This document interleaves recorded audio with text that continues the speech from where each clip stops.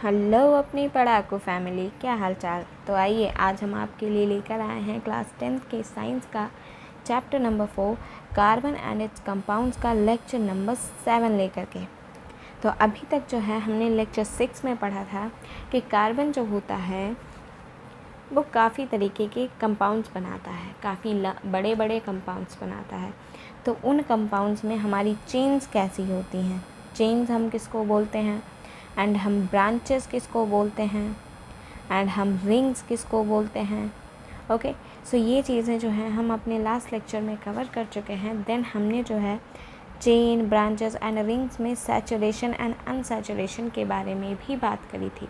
तो अगर आपने अभी तक हमारे पुराने लेक्चर्स नहीं देखे हैं तो आप जाकर के हमारे चैनल ग्लोबल बोर्ड्स पर ये सारे लेक्चर्स देख सकते हैं, क्योंकि सीक्वेंस में जब हम चीज़ें सीखते हैं तो हमें ज़्यादा बेटर समझ में आती हैं। सो आइए आज के इस लेक्चर की शुरुआत करते हैं, जो कि है लेक्चर नंबर 7। सो आज के इस लेक्चर का टॉपिक होने वाला है नोमेनक्लेचर ऑफ कार्बन कंपाउंड्स, यानी कि जो हमारे ये कार्बन कंपाउंड्स हैं। अब देखिए, सबसे पहले हम अपनी हेडिंग डाल लेते हैं, फिर बात करते हैं। Okay, so today's topic is nomenclature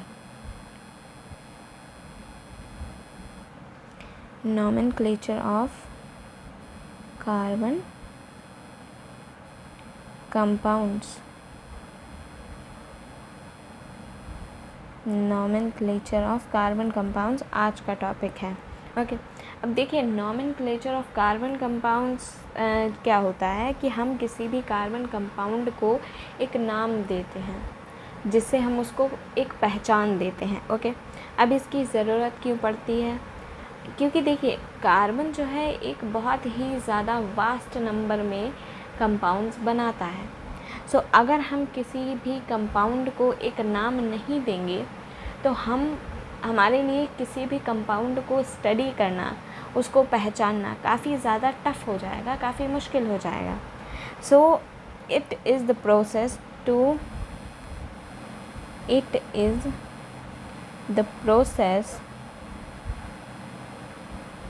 of naming a carbon compound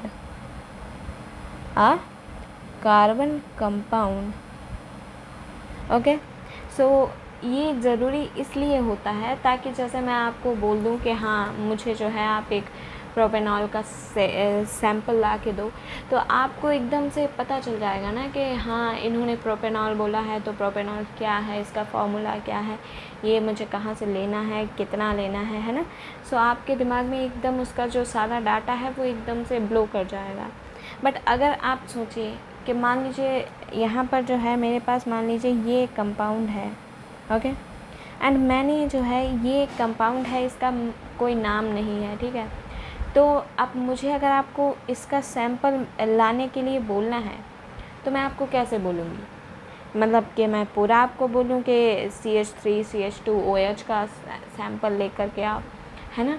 तो ऐसे में बहुत ही ज़्यादा और लगता है। मैं आपको सीधा सीधा बोल दूँगी कि एथेनॉल का सैंपल लेकर के आओ 50 ग्राम। ओके, सो इस तरीके से जो है चीज़ों को स्टडी कर, तो ये चीज़ें होती हैं जिसके लिए हमें किसी भी चीज़ का एक नेम रखना काफ़ी इम्पॉर्टेंट होता है। अब एक बात बताइए, जैसे आप हैं, आपके काफ़ी सारे फ्रेंड्स होंगे, रिलेटिव्स होंगे, जानने वाले होंगे, तो हर एक बंदे का एक नाम होता है जिससे हम उसको पहचानते हैं, जिससे हम उसके ट्रेट्स बता सकते हैं कि हाँ मान लीजिए आपका कोई फ्रेंड है जिसका नाम राहुल है, तो जैसे ही मैंने आपके सामने राहुल नाम लिया तो आपके माइंड में एकदम आ जाएगा कि हाँ ये मेरे इस फ्रेंड के बारे में बात कर रही हैं। और मैं आपसे पूछूं कि राहुल कैसा है, तो आप उसका मुझे नेचर बता सकते हैं, आप मुझे उसका हुलिया बता सकते हैं, है ना। सो नेम जो है इसीलिए जो है काफ़ी ज़्यादा इम्पॉर्टेंट होता है। एंड देखिए कार्बन कंपाउंड जो होते हैं इनका हम नेम ऐसे ही नहीं रख देते हैं कि हाँ चलो ठीक है कि मुझे इसका नाम इथेनॉल बढ़िया लग रहा है तो मैं रख देता हूँ, है ना। ऐसा नहीं होता है। कार्बन कंपाउंड्स केमिस्ट्री में हमें किसी चीज़ का नेम रखना है, चाहे वो एलिमेंट हो, चाहे वो कोई पार्टिकल हो, या फिर वो कोई कंपाउंड हो, उसके लिए कुछ नियम होते हैं, कुछ कानून होते हैं, उसके हिसाब से हम उसका जो है नेम रखते हैं। अब ये जो हमारे रूल्स हैं, ये रूल्स क्यों हैं ये रूल्स? रूल्स हमारे इसलिए हैं ताकि देखिए, अब दुनिया में काफ़ी साइंटिस्ट हैं, हर कंट्री में साइंटिस्ट हैं। अगर ये रूल्स ना हो तो हर कंट्री में हर कंपाउंड के अलग अलग नाम नहीं हो जाएंगे। सो डिफरेंट नेम हो जाएंगे हर कंट्री में। अब मान लीजिए यहाँ पे जो है, हमने मान लिया इंडिया में जो है, हम इस कंपाउंड को हम इथेनॉल बोलते हैं। वहीं मान लीजिए चाइना में जो है इसको वो लोग एल्कोहल बोल लें, ओके। एंड वहीं मान लीजिए दूसरी जगह जो है कहीं पे इसको कोई और नाम दे दें, किसी और कंट्री में इसको कोई और नाम दे दें। अब आप अगर मान लीजिए तो क्या हो जाता है कि अगर मान लीजिए आप लोग कभी मिले तो आप जो है बात करेंगे इथेनॉल के बारे में, ये बात करेंगे एल्कोहल के बारे में, तो आप लोगों को ये भी तो नहीं पता चल पाएगा कि हम एक ही चीज़ के बारे में बात कर रहे हैं, बस नाम डिफरेंट है। So that is why the rules are made, ताकि जो है हम जब बात करें किसी कंपाउंड के बारे में या किसी भी कंपाउंड का नेम रखा जाए तो उसके लिए कुछ स्पेसिफिक रूल्स होने चाहिए, ताकि हर जगह जो है नेम सेम टाइप से रखे जाएं और उनकी स्टडीज़ करने में हमें प्रॉब्लम ना हो, क्योंकि हमें तो चीज़ों को शॉर्ट आउट करना है ना, उनको इजी बनाना है अपने लिए, ना कि डिफ़िकल्ट बनाना है ना। सो देखिए, सबसे पहले अगर हम बेसिक से स्टार्ट करें तो जो हमारे कार्बन कंपाउंड्स होते हैं, केमिकल कंपाउंड्स, उनको जो है हम नेमिंग जो है उनकी कार्बन की चेन के आधार पे करते हैं, ओके। सो सबसे पहले मैं ये लिख देती हूँ that names are based on the nature of the basic carbon chain, यानी कि जो बेसिक कार्बन चेन होगी हम उसके हिसाब से जो है इसके कोई भी कंपाउंड का नेम रखेंगे, उसका नामकरण करेंगे ऑब्वियसली, ठीक है।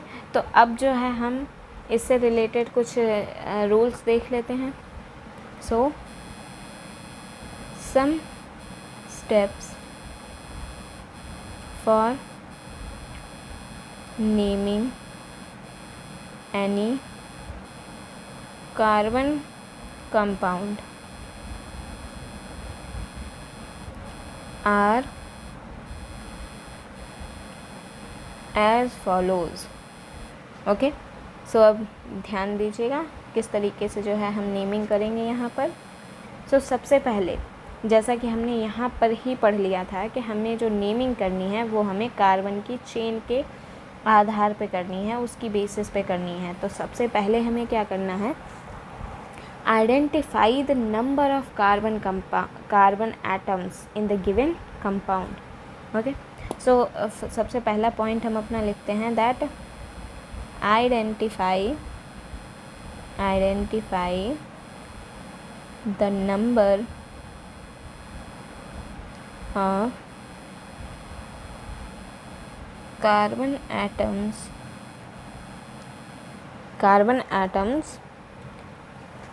in the given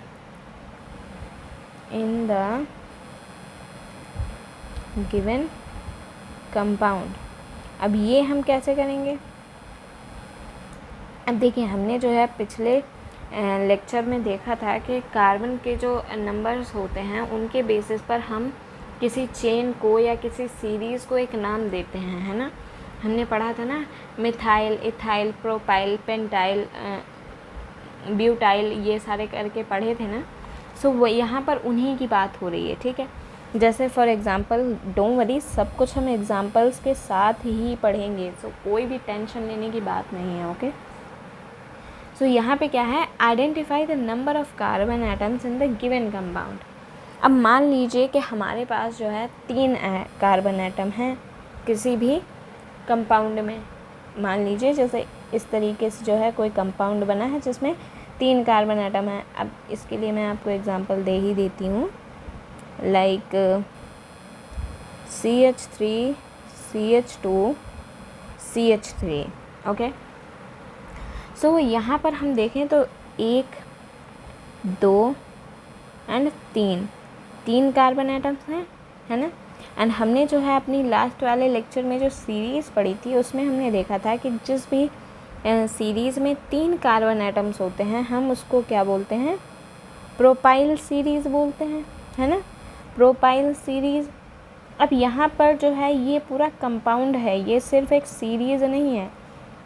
सो हम यहाँ से Y और L हटा करके ANE लिखेंगे। सो ये हो जाएगा हमारा प्रोपेन। प्रोपेन क्यों होगा, क्योंकि हम ये भी लास्ट लेक्चर में पढ़ चुके हैं, क्योंकि यहाँ पर जो है सारे के सारे जो एटम्स हैं वो हमारे सिंगल बॉन्ड से कनेक्टेड हैं।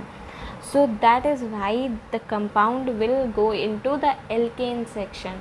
ओके, सो ये वाला जो हमारा कंपाउंड है वो एल्केन बनेगा।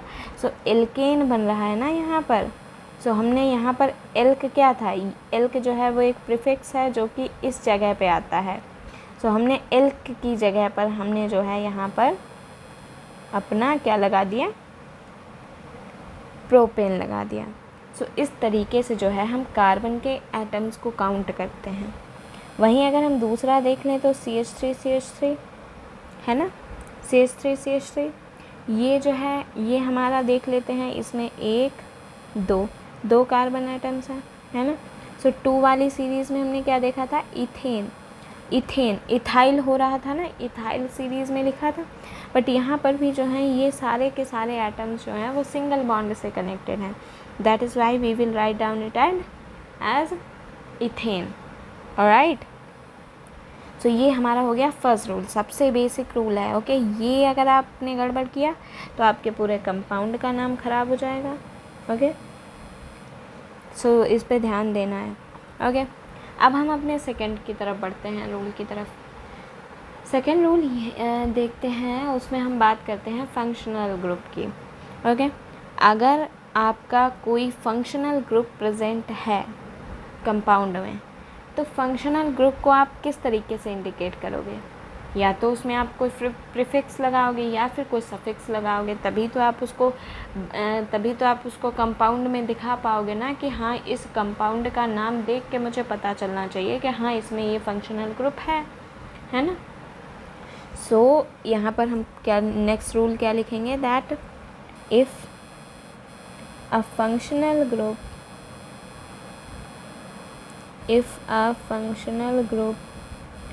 is present, it is indicated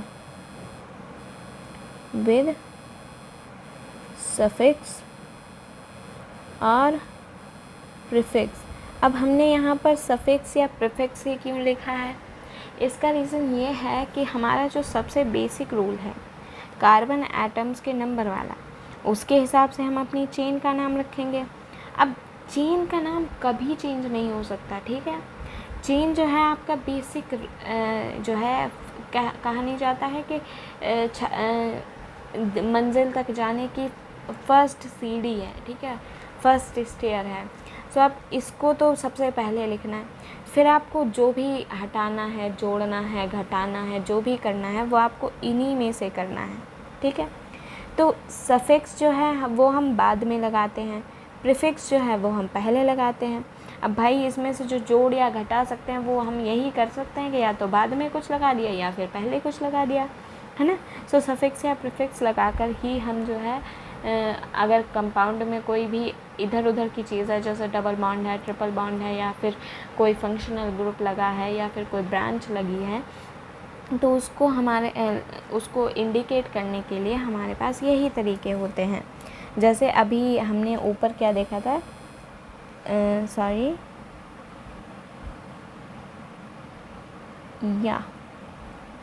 one second, now we are done. तो अभी हमने ऊपर क्या देखा था, जैसे हमने जब एग्ज़ाम्पल देखा था तो हमने किसका एग्ज़ाम्पल लिया था, सबसे ऊपर जब हम नेमिंग की बात कर रहे थे हमने एल्कोहल का एग्ज़ाम्पल लिया था, है ना। डोंट वरी, अभी ये जो ग्रुप्स हैं इनके बारे में भी मैं आपको बता दूंगी कि कौन सा ग्रुप किसको जो है यहाँ पर रिप्रेजेंट करता है। जैसे यहाँ पर जहाँ पर OH लगा होता है वहाँ पर हमारा एल्कोहल ग्रुप होता है, ऑलराइट। सो जहाँ पर यहाँ पर OH लगा है, अब आपको पता है कि इसमें जो है हमारा एल्कोहल लगा है ग्रुप। अब आप इसको कैसे इंडिकेट करते हैं? सबसे पहले हमने कार्बन के नंबर्स गिने, कितने आए? 2, हमने लिख दिया इथेन। Okay, ethane. अब यहाँ पर क्या है, हमें इसको OH ग्रुप को भी इंडिकेट करना है, तो हम इसको कैसे करेंगे? OH ग्रुप, देखिए OH ग्रुप के लिए हम क्या लगाते हैं, हम सफिक्स लगाते हैं जो कि होता है ऑल, OL, ऑल। अब इसके लिए हम क्या करेंगे, ये लास्ट वाला E हटा देंगे एंड O एंड L लगा देंगे। सो ये हमारा नेम हो जाता है इथेनॉल, इस कंपाउंड का नाम। ओके, सो देखा आपने, हमने जो है अपनी बेसिक सीरीज़ भी नहीं हटाई एंड हमारा जो है कंपाउंड का नेम भी रख गया। सो इस तरीके से जो है चीज़ें वर्क करती हैं। अब जैसे हम एक दूसरे का भी देख सकते हैं एग्जांपल, फॉर लाइक हम सबसे सिंपल कंपाउंड जो सीरीज़ में आते हैं वो एक ही कार्बन वाले आते हैं। सो इसके बारे में देखते हैं। तो एक कार्बन है, सो सबसे पहले आप यहाँ पर लिख दीजिए मीथेन, मीथेन। अब यहाँ पर देखें तो OH लगा है, तो E हटा दिया और लगा दिया, बस नेमिंग हो गई। इसी तरीके से जो है हम नेमिंग करते हैं। ओके, अब सेकंड चीज़ क्या है हमारी, अब थर्ड रूल की तरफ अपने बढ़ते हैं। वो क्या होता है, वो क्या कहता है हमसे, देखिए हमने क्या किया यहाँ पर, हमने जो है यहाँ पर हम E क्यों हटा रहे हैं सबसे, हमने E देखिए इसमें भी हटाई थी, ईथेन में E हटा करके ऑल लगा रहे थे, है ना। यहाँ पर भी हम E हटा करके OL लगा रहे थे। तो ये भी हमारा जो है एक रूल होता है। रूल क्या होता है, दैट अगर हमारे किसी भी ग्रुप का नाम जो है वो हम सफिक्स में लगाते हैं, है ना, ये तो हमें पता है। लेकिन अगर वो स्टार्ट हो रहा है किसी बॉवल से, बॉवल मतलब AEIOU, 5 बॉवल्स होते हैं ना वोकैबुलरी में। सो अगर हमारा जो ग्रुप है, फंक्शनल ग्रुप है, वो सफिक्स में जा रहा है एंड उसका जो नाम है वो हमारा वॉवल से स्टार्ट हो रहा है, तो हम क्या करते हैं, जो चेन है हमारी उसमें से हम E लेटर को हटा करके वो जो सफिक्स होता है उसको ऐड कर देते हैं। ओके, सो हम इसको भी लिख लेते हैं, that if the name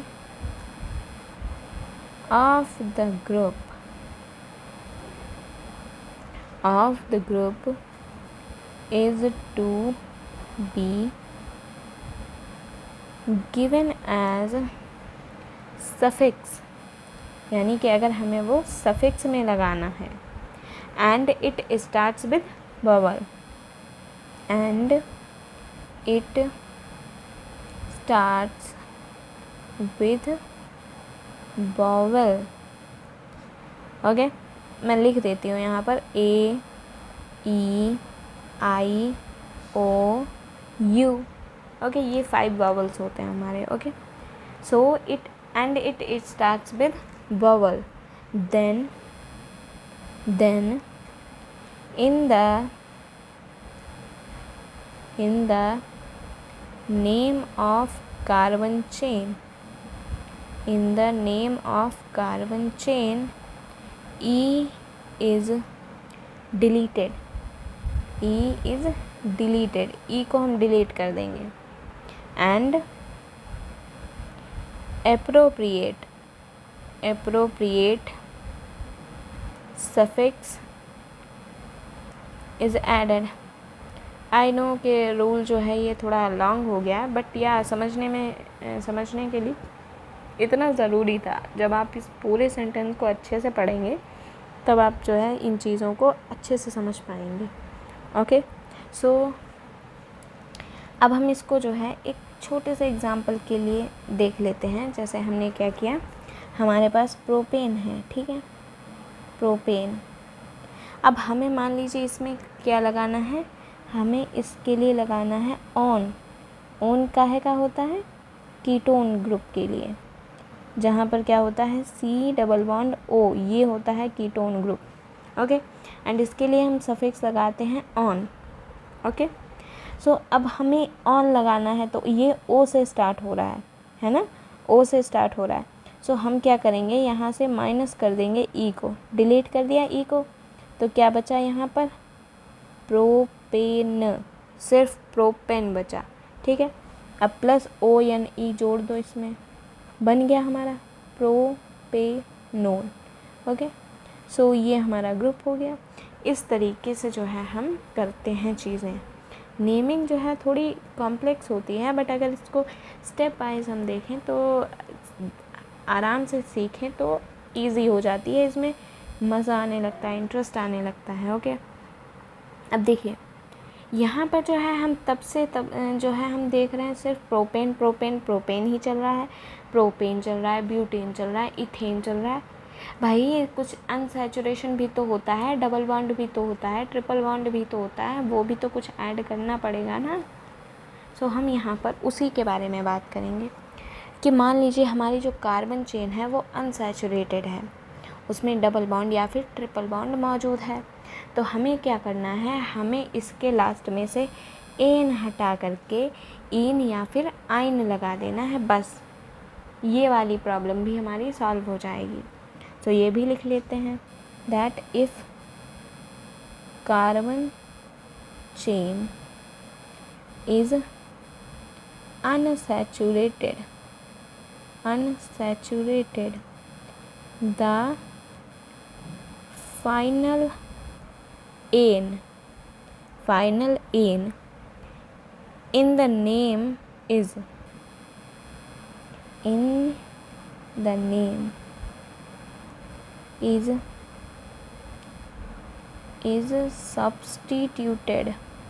substituted by इन और आइन। अब ये इन एंड आइन काहे के लिए होते हैं ये भी हमें पता है, क्योंकि हम लास्ट लेक्चर में पढ़ चुके हैं। इन होता है जब हमारे पास डबल बॉन्ड होता है, जब हमारे पास यहाँ पर डबल बॉन्ड प्रेजेंट होगा तो हम इसको बोलेंगे, लगाएंगे इन। एंड जब यहाँ पर हमारा ट्रिपल बॉन्ड मौजूद होगा तो हम वहाँ पर लगाएंगे आइन। सो इस तरीके से जो है हम एन की जगह पे चेंज कर देते हैं चीज़ों को। तो इसके लिए हम जैसे एग्ज़ाम्पल देख लें तो जैसे प्रोपेन का ही ले लेते हैं, प्रोपेन है तो इसको हम क्या कर देते हैं, propene and propyne. Okay, so this is for double bond and propyne is for triple bond. Okay, so ये जो है हमारे रूल्स थे अब तक के। अब जो है हम एक बेसिक चीज़ देख लेते हैं जिससे आपकी जो थोड़ी बहुत कन्फ्यूज़न जो माइंड में रह गई है वो भी हट जाती है। जैसे क्या है, हमने अभी देखा कि एल्कोहल था तो हमने ऑल लगा दिया, कीटोन था तो हमने ऑन लगा दिया। अब कहाँ पे एल्कोहल है कहाँ पे कीटोन है ये हमें पता कैसे चलेगा, क्योंकि हमने अभी तक ग्रुप्स तो पढ़े नहीं है ना कि OH जो है वो एल्कोहल के लिए है, ये तो हमने अभी पढ़ा ही नहीं है ना। सो हमें ये जो है हम एक टेबल के थ्रू समझ लेते हैं अच्छे से, है ना, समझ लें। ओके, सो सबसे पहले जो है हम अपनी हेडिंग डाल लेते हैं, एक जो है हम टेबल ऐसी बनाएंगे। ओके, सो इस तरफ जो है हम क्या रखेंगे, क्लास ऑफ कंपाउंड, तो इधर जो है हम कंपाउंड लिखेंगे, क्लास ऑफ कंपाउंड, कि हम किस की बात कर रहे हैं, ठीक है। फिर हम क्या करेंगे, हम यहाँ पर जो है उसमें जो प्रीफिक्स होगा या फिर जो सफिक्स होगा वो हम देखेंगे कि क्या उसमें जो है ऐड होगा, क्या इसमें से निकलेगा। ओके, फिर हम इधर जो है हम इसका सिंपल सा एक एग्ज़ाम्पल देख लेंगे। ऑलराइट, सो इस तरीके से जो है यहाँ पर आज चीज़ें काम करेंगी। इंटरेस्टिंग है। ओके, सो सबसे पहले हम बात करते हैं काहे की, रुकिए मैं इसको थोड़ा सा इधर पढ़ा देती हूँ। अबे यार तू भी आ जा। या सो देखिए अब यहाँ पर क्या है, सबसे पहले हम बात करते हैं, चलिए हेलो एल्केन की। या सबसे पहले हम बात करेंगे हेलो एल्केन की। अब हेलो क्या है, आपने जब पीरियोडिक टेबल पढ़ी होगी तो आपने हैलोजन्स के बारे में सुना होगा।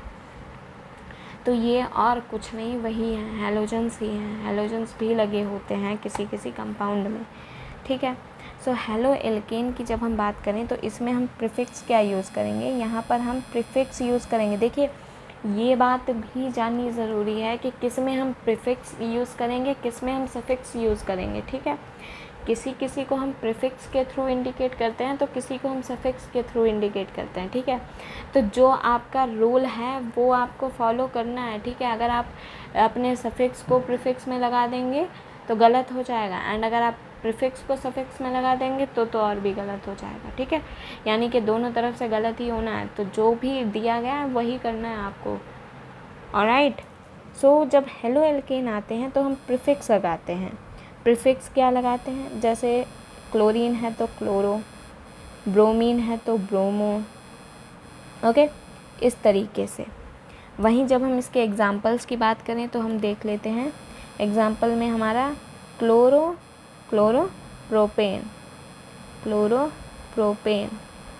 क्लोरोप्रोपेन, ठीक है। यहाँ पर क्लोरो लगा है यानी कि क्लोरीन है, और लास्ट में हमें प्रोपेन दिया, तो सबसे पहले हम क्या करें, प्रोपेन बना लें। इसका फार्मूला भी तो देखना है, CH3 CH2 CH3, ये हमारा प्रोपेन हो गया। बट हमें क्या करना है, क्लोरो लगा है यानी कि हमें एक क्लोरीन भी लगानी है। तो हम यहाँ से जो ये 3 हाइड्रोजन थे, एक हाइड्रोजन हटा के यहाँ पे 2 हाइड्रोजन करके और यहाँ पर Cl लगा देंगे, तो ये जो है हमारा क्लोरोप्रोपेन बन जाता है, ओके। सो हेलो एल्केन जो होते हैं, जहाँ पर भी आपको ये क्लोरीन, ब्रोमीन, आयोडीन लगा दिखाई दे तो वहाँ पर आपको समझ जाना है कि यहाँ पर हेलो एल्केन की बात करी गई है, एंड आपको प्रीफिक्स में क्लोरो ब्रोमो लगाने हैं। जैसे अगर हम यहीं पर ब्रोमो की बात कर लें तो यहाँ पर Br लग जाता है, और ये हमारा हो जाता है ब्रोमो प्रोपेन, ओके, है ना इजी। बस इंटरेस्ट लेके सारी चीज़ें सीखो तो सब इजी हो जाता है, ओके। एंड प्रेशर लेके तो फिर ABCD भी टफ होती हैं बहुत लोगों के लिए, है ना। सो जब हम सेकंड की बात करते हैं, जिसका हमने अभी यूज़ करा था एल्कोहल की, ओके। सो एल्कोहल जो होता है इसमें हम सफिक्स यूज़ करते हैं, हमने पीछे भी यूज़ करा था ना। सो इसमें जो है हम सफिक्स यूज़ करते हैं, जो कि क्या यूज़ होता है, हम अभी कर चुके हैं, OL, ऑल यूज़ होता है। अब एक काम करते हैं, मैं यहाँ पर ये भी लिख देती हूँ कि जो ये हमारे क्लोरो एंड ये ग्रुप हैं, इसमें क्या लगता है, इसमें जैसे Cl हो गया, Br हो गया, इस तरीके से लगते हैं, ठीक है। एंड एल्कोहल में देख लें तो यहाँ पर जो है OH लगा होता है, OH जो होता है ये हमारा बनाता है एल्कोहल ग्रुप को, एंड इसमें जो सफिक्स है वो हमारा OL लगता है। अब इसके हम एग्जाम्पल की बात करें तो हम अपना वही देख लेते हैं, इथेनॉल, OL लगा है लास्ट में। तो इथेनॉल के लिए हमने सबसे पहले क्या किया, 2 कार्बन ले लिए। अब यहाँ पर OH लगाना है, तो यहाँ से हटा करके 2 हाइड्रोजन करे एंड OH लगा दिया, ये हमारा इथेनॉल हो गया, ओके। नेक्स्ट की तरफ बढ़ते हैं। नेक्स्ट हमारा ग्रुप कौन सा है, एल्डिहाइड, ओके। एल्डिहाइड को जो है हम किससे दिखाते हैं, CHO से। जहाँ पर भी आपका CHO लगा हो वहाँ पर समझ जाइए कि एल्डिहाइड की बात की जा रही है, ठीक है। एंड एल्डिहाइड में भी जो है हम सफिक्स यूज़ करते हैं AL, अल, ओके, अल बोलते हैं इसको। जैसे एग्जांपल में हम देखते हैं प्रोपेनल, नल बोला ना, ऊपर देखेंगे अगर एल्कोहल की बात करें तो वो होगा प्रोपेनॉल, नॉल, ऑल निकल रहा है मुंह से, ठीक है। एंड यहाँ पर एल्डिहाइड की बात करें तो प्रोपेनल, नल, ओके, अल। सो एग्जांपल अगर हम इसका अगर हम फार्मूला देखें तो CH3 CH2 CHO। अब यहाँ पर हम पहले से 3 कार्बन नहीं रखेंगे क्योंकि एक कार्बन हमारा इसी ग्रुप का काउंट हो जाएगा, है ना। सो इस तरीके से होता है। अब हम कीटोन की बात कर लेते हैं, कीटोन। सो कीटोन को जो है हम किस तरीके से इंडिकेट करते हैं, ये होता है C double bond O group, C double bond O। इसके लिए सफिक्स हम ऑलरेडी एग्जाम्पल में बात कर चुके हैं इसके लिए सफिक्स होता है ONE, ओन। ओके, इसका अगर हम एग्जांपल देखें तो लाइक प्रोपेनोन, प्रोपेनोन। अब अगर हम इसका फार्मूला लिखें तो CH3COCH3। देखिए यहाँ पर एल्डिहाइड एंड कीटोन में एक डिफरेंस होता है, दैट एल्डिहाइड जो होता है वो हमारा ऐसे जो है किनारे पे लग सकता है, ठीक है, किसी भी सिरे पे लग सकता है, बट जो हमारा कीटोन ग्रुप होता है वो 2 कार्बन्स के बीच में ही होना चाहिए, उसको हम किसी भी किनारे पे नहीं लगा सकते, ठीक है, सिरे पे नहीं लगा सकते हैं, इसको जो है सिर्फ और सिर्फ बीच में ही लगा सकते हैं। सो ये काफ़ी इंटरेस्टिंग फैक्ट था कीटोन्स के बारे में। नेक्स्ट हम बात करते हैं किसकी, कार्बोक्सिलिक एसिड की। कार्बोक्सिलिक एसिड, कार्बोक्सिलिक एसिड जो होता है इसको हम इंडिकेट करते हैं COOH से, यानी कि जहाँ पर भी आपको COOH लगे दिखाई दे किसी भी कंपाउंड में, तो आपको समझ जाना है कि यहाँ पर कार्बोक्सिलिक एसिड है ये, ठीक है। एंड इसके लिए भी हम सफिक्स ही यूज़ करते हैं जो कि होता है हमारा ओइक एसिड, ओइक एसिड, यानी कि हर चीज़ के बाद में हमें ई हटा करके ओइक एसिड लगा देना है। जैसे एग्जांपल देख लेते हैं, कोई समस्या नहीं है, like propanoic acid, propanoic acid होगा। ओके, इसका फार्मूला लिखते हैं CH3CH2COOH। अब देखिए यहाँ पर ऑलरेडी एक कार्बन प्रेजेंट था, दैट इज़ वाई हमने उसी कार्बन को मिला के हमने 3 कार्बन कर दिए, क्योंकि यहाँ पर हम प्रोपेनोइक एसिड देख रहे हैं, है ना। अब वहीं हम देख लेते हैं हमारे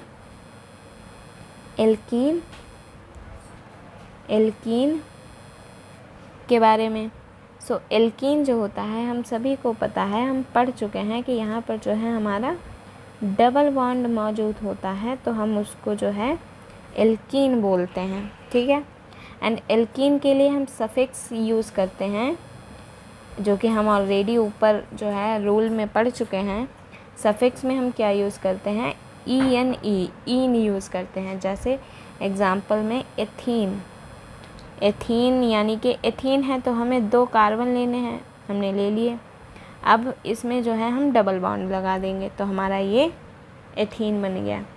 वैसे ही हम बात कर लेते हैं एल्काइन की, एल्काइन। अब ये फिर से बताने की तो ज़रूरत होगी नहीं, क्योंकि आप सभी को याद हो गया होगा, अब तक तो हम इतनी बार रिवाइज ही कर चुके हैं। एल्काइन में हमारा ट्रिपल बॉन्ड होता है, ट्रिपल बॉन्ड होता है। ओके, सो वहाँ पर जो है हम एल्काइन यूज़ करेंगे। अब एल्काइन में भी हम देख सकते हैं कि सफिक्स जो है YNE लगा हुआ है, ये लगा है, ये लगा है ना। सो सफिक्स जो है YNE लगेगा। इसका एग्जांपल देखें तो इथाइन, एंड ये जो है इथाइन को इस फार्मूले से डिनोट करते हैं। सो ये जो है हमारे आज का ये टेबल रहा है, ठीक है।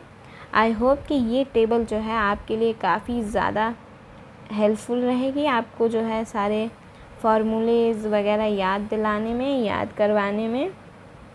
एंड ये टेबल अगर आप एक बार पढ़ लेंगे ना, तो इससे क्या होगा कि आप जो है सारे ये जान जाएंगे कि किस फंक्शनल ग्रुप का यूज़ हम किस टाइप के कंपाउंड के लिए कर रहे हैं, उसको हम किस सीरीज़ के लिए यूज़ कर रहे हैं ना।